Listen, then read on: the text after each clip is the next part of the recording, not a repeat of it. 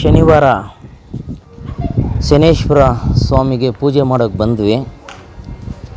ನೋಡಿ, ದೇವಸ್ಥಾನದಲ್ಲಿ ಪೂಜೆ ಮಾಡೋರಿಲ್ಲ. ನೋಡಿ ಎಷ್ಟೊಂದು ಗಲೀಜೈತೆ. ದೇವಸ್ಥಾನ ಮೇಲೆ ಎಷ್ಟೊಂದು ಗಲೀಜಿದೆ ನೋಡಿ. ಅದನ್ನೆಲ್ಲ ಕ್ಲೀನ್ ಮಾಡ್ತಾಯಿದ್ದೀವಿ. ನಾನು ನನ್ನ ಮಗ ಎಲ್ಲ ಕ್ಲೀನ್ ಮಾಡ್ತಾಯಿದ್ವಿ. ನೋಡು, ಮಗ ಮೇಲ್ಗಡೆ ಎಲ್ಲ ಕ್ಲೀನ್ ಮಾಡ್ತಾಯಿದ್ದಾನೆ. ಯಾಕಂದರೆ ದೊಡ್ಡವ್ರು ಹತ್ತೋಕ್ಕಾಗಲ್ಲ ದೇವಸ್ಥಾನದ ಮೇಲೆ.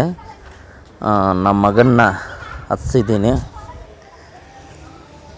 ನೋಡಿ, ಎಲ್ಲ ಕ್ಲೀನ್ ಮಾಡ್ತಾಯಿದ್ದಾನೆ. ನೋಡಿ ಎಷ್ಟೊಂದು ಗಲೀಜೈತೆ ಅಂದ್ಬಿಟ್ಟು. ಇದನ್ನೆಲ್ಲ ಈ ದಿನ ಶನಿವಾರ ಶ್ರಮಪಟ್ಟು ಕೆಲಸ ಮಾಡ್ತಾಯಿದ್ದೀವಿ. ಈ ದೇವಸ್ಥಾನನ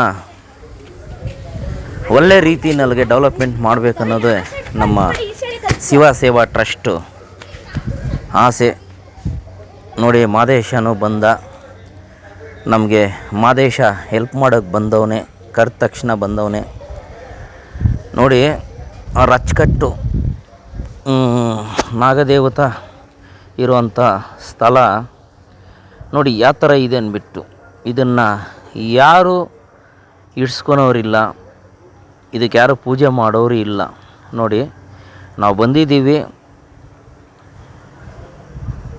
ನೋಡಿ, ನಮ್ಮ ಕಾರ್ ನಿಂತಿದೆ. ನೋಡಿ, ಇದೆಲ್ಲ ಕ್ಲೀನ್ ಮಾಡಬೇಕು ಇವಾಗ.